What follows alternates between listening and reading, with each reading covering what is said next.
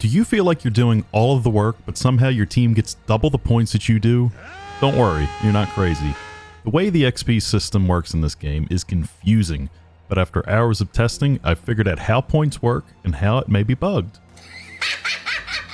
I'll lay it all out, including the most efficient farming strategy that includes an Easter egg that gives you more points than a perfect match would. So let's make this quick so you can get the astronaut cosmetic.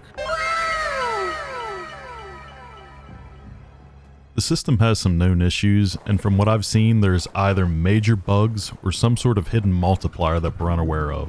There were a couple of times during testing that I would get way more points than I should have earned.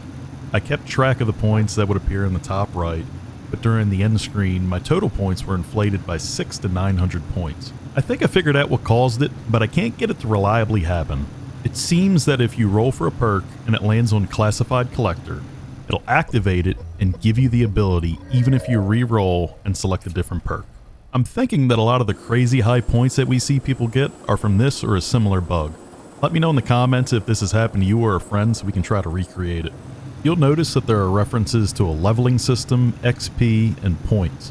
Points are the only one of the three currently active, but when you hear people mention levels and XP, they're talking about the same thing. There's some flaws with this system at the moment, but it's a brand new game and it'll improve with time. The major flaw is if you're not the player to complete an objective, then you won't receive the points. That's one of the biggest reasons for other players getting double the amount of points than everyone else. So if you want to maximize the points that you earn, you're going to have to grind them solo or with a small group of friends. Unless you want to be a sneaky little turd and swipe the final step of the objective. Asshole. The most surprising thing that I found from my testing was monsters do not give you any points when you kill them. And if you die and you respawn from the reinforcement system, all of your points reset to 0. But if you die and the game ends, you get all of your points that you've earned in the match. First, we'll go over the two most important perks when it comes to farming points: Hardcore Survivor and Classified Collector. When both of these perks are active, they stack with one another. Just remember that you need to activate these perks before you complete an objective, because it won't retroactively boost the points at the end of the game.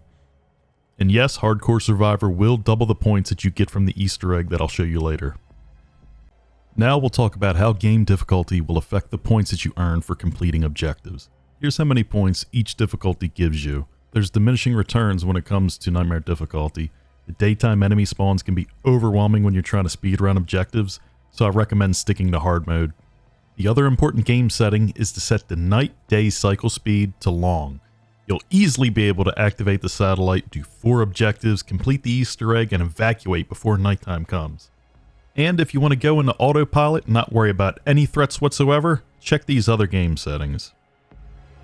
There's other actions in-game that'll give you points. They're small and they add up, but definitely not worth spending the whole game trying to grind.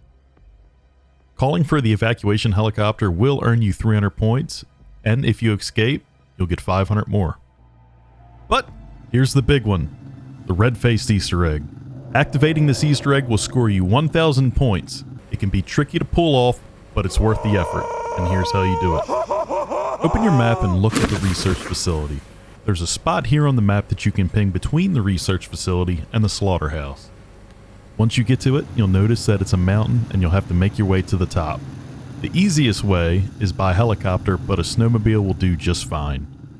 Follow this route and make your way to the top of the ridge. If you look to the northeast, you'll see a red object on the ground. Make your way over to it and then get off of your snowmobile and interact with it. This will happen and you'll receive 1,000 points.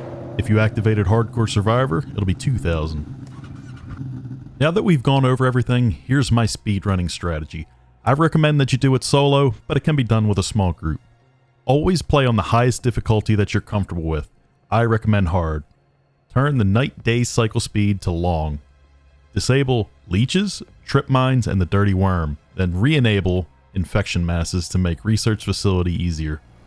Unlock and equip perks like Hardcore Survivor and Classified Collector as fast as possible, preferably before you complete any objectives. Prioritize getting the satellite on, completing at least 4 objectives, and activate the Easter egg and evacuate. And then rinse and repeat.